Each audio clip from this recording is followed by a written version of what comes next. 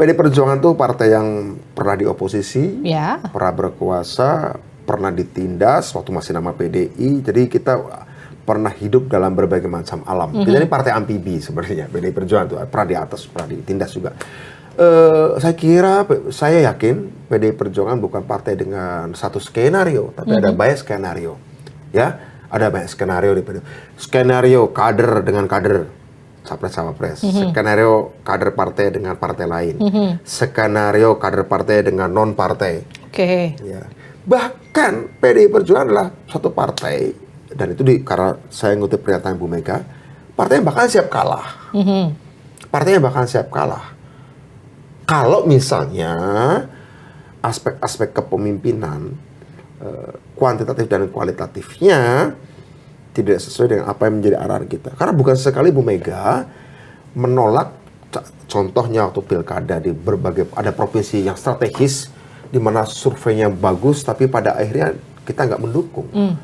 Karena kita takut kalau dia menang pun akan buat kebijakan-kebijakan yang aneh dan kita ikut berdosa. Bu Mega pernah nolak itu. Artinya Bu Mega juga bisa Bu Mega. PDI Perjuangan bisa ambil keputusan daripada menang tapi terlalu banyak kompromi. Mungkin Ibu Mega, dari setahu saya, pemikiran saya, beliau willing, rela untuk kalah sekalipun. Oh iya, dan itu dinyatakan berkali-kali. Tapi kan sekarang sudah menang 2 periode. Mana ada orang yang udah menang 2 kali itu siap kalah? Nah itulah uniknya Bu Mega. Uniknya Pak PDI Perjuangan. Kami ini menang hal yang menggembirakan tentu saja, dan kita ingin menang. Bahkan saya sering bicara, Bu, kalau Indonesia pengen bener, minimal sampai 2045 harus kita terus yang menang, ya. Sampai 2045 secara demokratis tentu saja. Tapi pilihan itu tentu nggak akan kita jadikan prioritas. Kalaupun itu harus dipilih, mungkin itu akan diambil juga. Andai perbincangan dan negosiasinya tidak cukup mengamankan dan meyakinkan kita secara ideologis apakah arah bangsa ini benar atau tidak. Itu pernah dibuktikan kan waktu tahun 2004 kita kalah pilpres, tawaran untuk jadi masuk kabinet Pak SBY kita tolak berkali-kali. Gitu ya.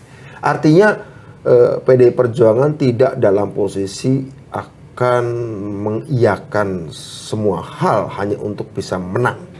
Gitu ya. Oke. Saya pikir Pak Jokowi tahu sebagai kader partai, ngerti betul, tapi Pak Jokowi juga punya cara pandang yang menurut saya, terutama dari pidato di Musra kemarin itu, cara pandang kualitatif. Artinya gini, kita kan sering mengatakan bahwa Pak Jokowi ini adalah orang yang sangat terpesona dengan survei. Iya kan, ada anggapan gitu ya? Saya kira akan jadi anggapan umum. Tapi pidato di Musra itu menunjukkan, oke, survei udah selesai dan sudah menyelesaikan tugas-tugasnya. Hari saya mau ingatkan pada kalian, survei kuantitatif penting, tapi kualitatif juga penting. Saya pikir itu juga concern Ibu Mega. Saya pikir justru pernyataan Pak Jokowi setelah Musra menyebabkan Ibu Mega gini.